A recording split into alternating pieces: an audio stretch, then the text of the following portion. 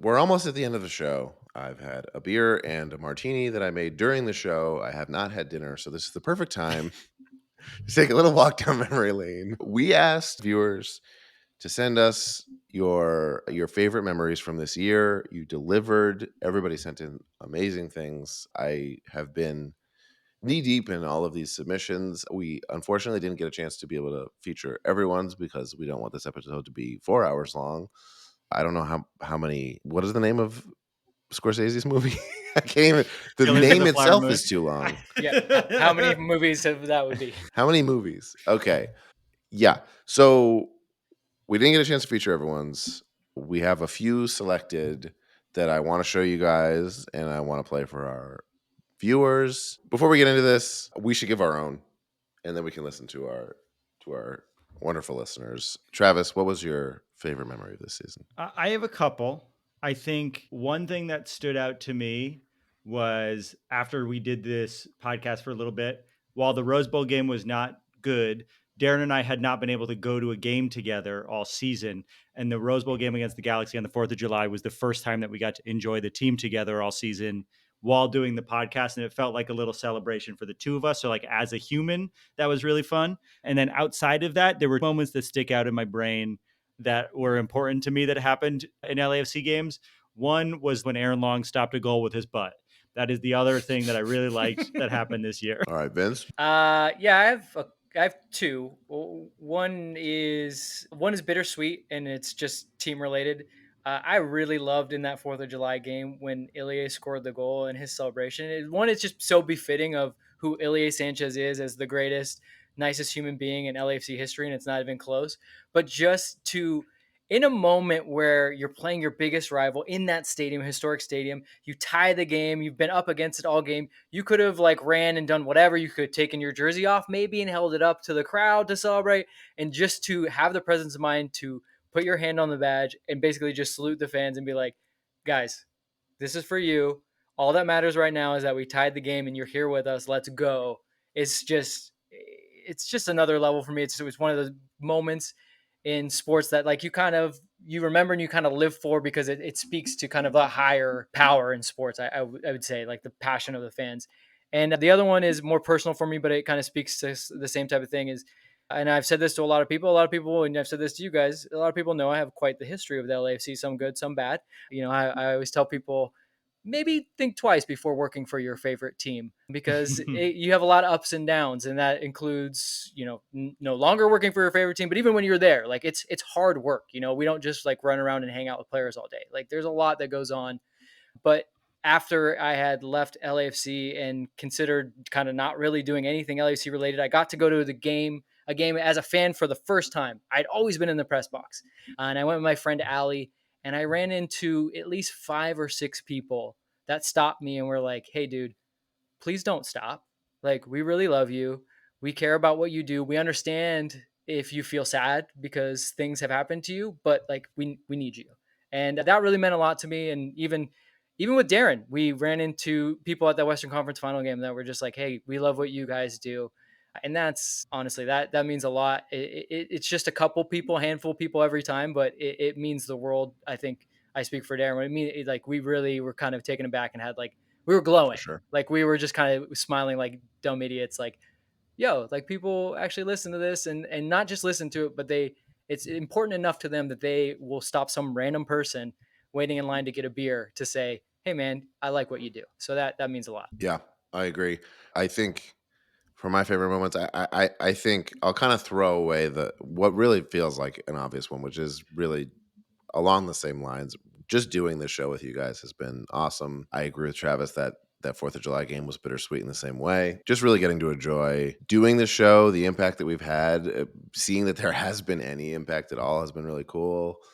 Being able to connect with the other people doing LAFC podcasts and everything. That's been a really awesome ride that I didn't expect. As far as like the team goes, I think the Campeones Cup game, I went to the game, which I believe might have also been the Pigeon game, was it? Or maybe that was the Juarez game. No, the Pigeon game was Juarez. Yeah. Yeah, okay. because we won by Juarez. 7 goals. Yeah. That's maybe I'll set the ends of the spectrum here. The Juarez game was the Pigeon happened. They scored 1,000 goals. It was one of those games. Didn't The Mario score a Campeones goal in Cup that game, Yeah, maybe. yeah. But just to That kind game of clearly put a didn't fine exist. point on And it. the most unlikely thing happened. Our striker scored. There was a pigeon, but the really surprising thing. But Campeones Cup, I thought was for me, I thought was a meaningful turning point for the team. That even in the post game, I felt that as fans, we were still split. It was a really frustrating loss. It was really disappointing. Everyone was like, "What the fuck? We still can't get this back." But I watched that game in person, and I saw a team that was on another level that they've been on for a long time. They put so much fight in, and I walked away from that loss so confident in this team moving forward. I was so sure that they were going to be fine from that point forward, and that they found the sweet spot that they needed to find at the end of the season. And I just felt like, for all the ups and downs we've had this season, like, for it to be kind of like a bittersweet moment that had a little bit of everything like that, for me was really like the thing that hit me the most throughout the season. And I think they have had it since then. They've only lost one game since that. I was fucking right. Yeah. No, you nailed it. I two things I want to say that I just remembered that what you guys said made me think of that I think are big moments from the year is Payaso, Chiellini yelling Payaso is one of my favorite moments that has ever happened with the club, and is just perfectly timed comedy. And then the other was, I remember when a lot of people are upset that we played LAFC 2 against the Galaxy in the US Open Cup. I had so much fucking fun watching that game because it was like we were rooting for a high school team to beat our rivals, and they almost did it. Yeah. They had so much heart the whole game, and it like people weren't in that moment. People were not upset about the loss because it felt so close to like a real victory that these kids in like an important tournament game might beat the first team of our rivals. And I know it was a loss, and looking back, we're sad we gave up the US Open Cup, but in that moment, it was a really fun time to be a member of this community. And I think everyone like rooted for the storyline of the whole thing more so than beating the Galaxy, at least in that moment. In hindsight, we might feel differently, but listen, if you don't love me at my LAFC 2 versus Galaxy, you don't deserve me at my LAFC 2 versus Monterrey Bay. Well done. All right, let's start the segment. This is already going to be a 4 hour. This is going to be a killer. This is going to be a long episode. We started the episode by making fun of things that are too long. Whoops. First up is Jimmy, friend of the foot. Everybody wrote in an email. His was short and sweet. He just said, "Thanks for entertaining us, fellas," and sent in this video. What's up, guys? My happy foot of the year was going to see LAFC play in Monterrey. It was a great stadium to go see your team play at. I highly recommend going there. Sponsored by Alvarado, which is probably some of the best beer on the planet. The only beer I've ever had better at any sporting event was probably Prudential Center in New Jersey or Petco Park in San Diego. And my sad foot of the year is September 9th. I was in Portland to watch that game. The vacation was great, but that game was one of the worst ones I've ever witnessed in person. And as the heel of the foot did say, like, I kind of agreed with him later that night when he said we would never win another game. Well, I'm glad he's wrong. All right, guys. Thanks for entertaining us at all year. Thanks, Jimmy. Thanks for reminding us how far we've come as well from that deep well of sadness that we were in together. Jimmy's saying something good in New Jersey. Wow, yeah. Also, he knows his audience. I could do a whole... Jimmy and I feel like should just do like halftime drink threads only. Mm-hmm. And just do a beer podcast. Other. Okay, next up is Karen, who sent us an email and said, "Hi, love your podcast so much. It helps me process my feelings, good or bad, about how the team is doing. Here are a few of my favorite memories this season." Hi, this is Karen. I have a few favorite memories this season. One is being lucky enough to attend a Q&A with Carlos Vela, my favorite player, and getting the opportunity to briefly meet him and thank him for everything he had done for the team. It really meant a lot to me, and I'm really grateful to have had that opportunity. Another favorite memory was my first away days at the Seattle playoff game, specifically hearing from the LAFC fans sitting below that they could hear us and that we were annoying all of the Seattle fans. It was incredibly empowering and so fun. And I highly recommend it to anyone who gets the opportunity. And I think my final happy memory from the season is getting to watch Giorgio Chiellini play, getting to see him take down offensive players and then help them back up, pat them on the head, and be best buddies with them. I have never gotten tired of watching that. I'm really, again, grateful to have had the opportunity. That's so that's always fun to see when it happens. That's She's so right. great. No one does it like him. Because He's just like they're smiling. like, hey, yeah, we are friends. Like they forget immediately that he just completely owned them.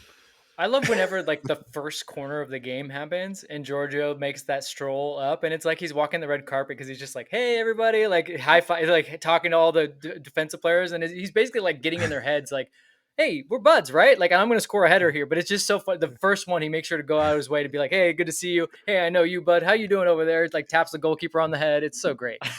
Yeah. I haven't got a chance to see you yet. And legit, it's been like he actually 30 minutes into the game. Legit, he knows these players though. Like he spends Oh, time yeah. watching these other games, so it's not. I'm gonna It's not miss him just so an act. fucking much, man. Yeah, it's real. All right, let's keep okay, going. we're getting into it. This next one's from Matt. He wrote, "Hey guys, thought I'd share my happiest foot from the great 2023 LAF season with you all. Big fan here. Very grateful for the time you all invested in creating fantastic content to share with us. Let's go win MLS Cup again. I love you, Matt from New Jersey. Thank you, Matt. Love you." Hey, Darren, Travis, and Vince. This is Matt from the great state of New Jersey. That's right. You have a happy foot, sad foot, friend of the foot who lives all the way on the East Coast. I'm probably one of the very few LAFC fans who lives out here. So that's where some of your East Coast listens are coming from. Huge fan, like I said. I just want to share my favorite memory from this season. I went to my first LAFC match when LAFC traveled to Philadelphia for the first leg of the CCL semifinal. And if you remember, LAFC went down in the 86th minute to a penalty against Gazdag, I believe, scored it. And so I wasn't feeling so great. I traveled all the way down to Chester, Pennsylvania, which isn't the best place to visit, let me tell you that. But shortly thereafter, as I was ready to pack up my things and travel an hour and a half home, Kellen Acosta just puts it in the net off this crazy cross.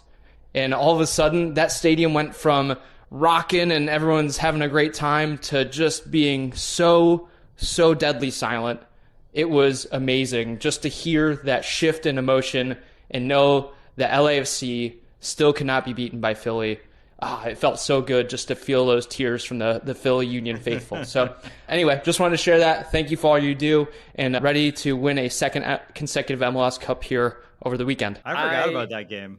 I retract my previous statement about New Jersey, and I love the place because of you, Matt. So thank you. Thank you for all the support, Matt. Yeah, thank you for Next- New Jersey, my man. Yeah, awesome. I think most of us only think about the Philly game where we destroyed them, but I forgot that we tied them in that really great game in Philly as well. Thanks for reminding us, Matt. This next one is from Katie, who I will nominate as fan of the year, and you'll see why. She writes, "Hey, Travis, Darren, and Vince. Here's my favorite memory from the past year that doubles as my favorite LAFC 1-2. Love the show and go LAFC, Katie." Hey Travis, Darren, and Vince. This is Katie DeCumos. My favorite memory from this season is definitely the March 9th Champions League game versus Alajuelense, where we won 3-0. I was pregnant and in active labor. My husband and I were in the hospital with contractions coming every few minutes or so. We had the game on an iPad perched on some medical equipment next to the hospital bed. I had the baby with no pain medication, epidural, and the only position that was comfortable for me to get through all the pain was to stand up and lean all of my body weight on my husband. The contraction would pass and I would sit down to recover and watch a little bit of the game until the next contraction came. I'm not sure if the nurses that came in and out to check on me was like, this husband can't even turn off the game during his wife's labor, but I wanted the game on. We are both such huge fans, and honestly, it was a nice little distraction in between a lot of pain. We won, and then a few hours later, my son was born. The crazy thing is that this mirrored my daughter's birth in 2020, where we watched LAFC pull out the miracle Champions League win against Club America, and then we went to the hospital to give birth. I love that we have an LAFC and Champions League story for both my kids, who now go to all the games. except for the playoff ones, because we actually want to concentrate and watch the full game, so they stay home with a babysitter. I'm so excited for another MLS Cup. Let's go LAFC for the repeat. And thanks for a great show that you put on each game. We love listening. Love you. Bye. Katie! There's no more, right? Wild, like you're not gonna force some fan to follow that, Darren, are you? That's not fair. I am. Actually. Oh no. Also, she gives birth in big wins. Can she pop another one out on Saturday? Yeah, I don't know. Can we get her? How fast can we get this? I wish we had sent this to her earlier, maybe 9 months ago. Well, Travis, I know, and I don't have children as well, but I don't know if you know how this works. It doesn't. No, exactly... I have no idea. Darren, could you explain it to us, please? Yeah, it takes a long time. It's a lot of work. You would have had to plan this so far in advance. If anyone from the club is listening right now, and I know there's people at the club that are listening, we'll give you Katie's contact information. You need to send her some stuff. She gave birth without pain medicine while watching LAFC, and it was the only thing that made her pain go away. So we got to send her things, LAFC, if you're listening. For reals. There's got to be some little kids' jerseys headed your way. That's such a wonderful story. I have witnessed how huge of a feat that is. There's no way to understate it. These are all so good. I can't. Oh, this is like, these made me so happy. This one is a video. This next one from Estevan from 420 Originals. He wrote in, didn't even know my buddy was recording this, but this was when the tifo went up against the Galaxy. This was the first tifo painting I had participated in and was able to take my wife, son, and nephew. When that thing went up, the emotions just started flooding. It was an amazing moment, and I won't forget it ever. We want the cup. So we'll see in this video, he's chanting when the tifo goes up. If you're just listening, check out the YouTube video version of this episode, and you can see this video too. You'll just hear some chanting, but he starts losing it a little bit, and it's amazing.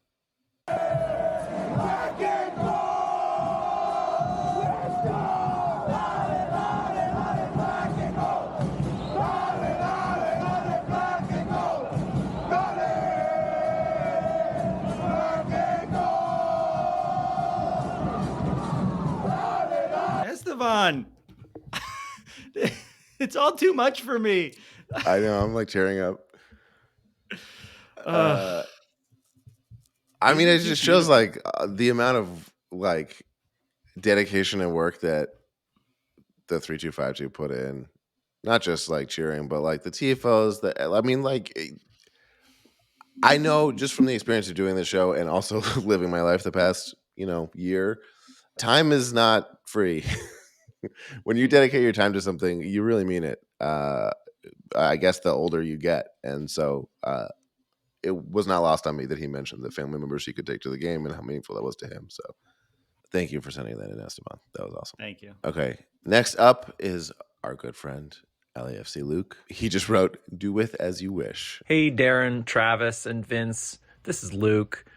A big favorite moment for me this past year was the LA LGBT Pride Parade when the Pride Republic got to march with the 3252 and other supporters of the Los Angeles Football Club with the supporter shield, with the MLS Cup in the Pride Parade. Probably a first for MLS Cup to be in an LGBT Pride Parade. Had so much fun with that, so much joy, so much love that day. And it is something that I will always have with me for the rest of my life, that I got to do that with everyone. I also just want to say to the three of you, just really appreciate everything that you've been doing with this show, bringing it to the level of casuals with a nice little dose of humor, a little salt every so often. Just think that is awesome, and grateful for you for what you do. And something that I look forward to after every game is, can I call in and have a few words to share on the show about, what I thought worked well or what I thought didn't work well, or just I'm not going to call in tonight because I don't feel so good about a game sometimes. That happens too. Anyway, thanks for all you're doing. Take care. I didn't know they were going to be this sweet. Right? When you put this out, did you imagine that they would actually be like this heartfelt? We were like, there's be some jokes. And they'll tell us. I thought it was going to be like my nephew farted on me when Escobar scored the own goal. Luke, you're the best. Thanks for being so supportive. And genuinely, these are all hitting me harder than I thought they would. Yeah. Yeah, they're hitting me, and this is like the fourth time I've heard them. So we will end with our good friend Mario, friend of the foot. Hey guys, this is Mario. Favorite moment of this year so far. There's been goods and bads, right? We've had some really fun moments. We've had a lot of shitty ones from all the title results that we should have gotten. But honestly, one of the funniest, almost meme-worthy things that has happened is that pigeon. Yeah. The pigeon that could not give a fuck if there was a game being played around him. He just chilled the entire match, became its own little LAFC meme, and hopefully will forever live on with LAFC fans. Thanks, guys. We're going to turn that MLS Cup into a bird bath, and we're going to put that pigeon in it. Let's do it. I want it to become a child's book, The Pigeon Who Did Not Give a Fuck. Vince, That's good. I know a good author for That's it. good. Yeah, let's do it. Let's do I meant it. you. I wasn't talking about me. I think you could do it. Oh, well, we need a great artist to storyboard it. I can author it, and then we need somebody to make some cool artwork to go with it. We can do this. I think doesn't your girlfriend draw some cool stuff? She does. She Well. does, including spending a copious amount of hours in this past week just drilling my leg with a tattoo. If people haven't seen it yet from my Instagram stories, I'm still sore, man. but it was worth it. It looks so good. It was worth it, but I do not recommend sitting 2 straight days for a tattoo. I'm just going to say that. Okay. Well, to each his own. Yeah. I want to give Mario a shout out. I remember Mario being one of the first people who was like a total stranger who like recognized what we were doing and like gave us a vote of confidence and was like, you guys have something here, keep doing it. And that really kept us going in the early days. And it was awesome. And he's been hanging with us ever since. So shout out to Mario. And he I said believe hello that's all we've got. at the Western Conference game. Mario and Yeah, we got Jimmy. to see him. Yeah. Yeah, Which so was a cool multiple bookend for people. me. Yeah. One of the first, maybe the first game I'd been to and did a post-game show from since we started the podcast. I wandered out onto Christmas Tree Lane on the field and did it from there. And he showed up and joined during the live stream. Awesome.